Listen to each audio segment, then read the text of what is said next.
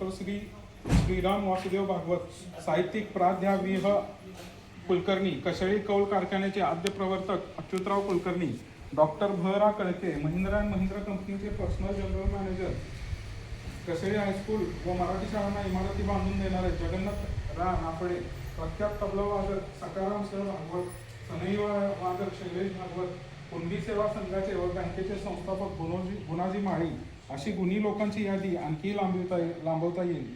अनेक थोर मोठ्यांचे पदस्पर्शांनी कशेळी गाव पावन झाला आहे.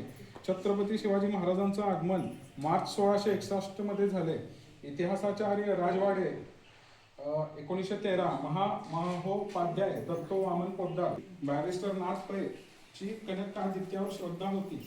लोकसभेच्या अधिवेशनानंतर ते कशेळीला येत असत. त्याची असा 5 दिवस मंदिरात रथसप्तमीचा उत्सव असतो. म्हणजे रथयात्रा निघते इथं. ते माघ शुक्ल सप्तमी ते एकादशी असा 5 दिवसांचा असतो. मंदिराचे एक विश्वस्त भाना भागवत, आता आपण जाऊन आलो तिथं पहिल्यांदा निमंत्रण जातं.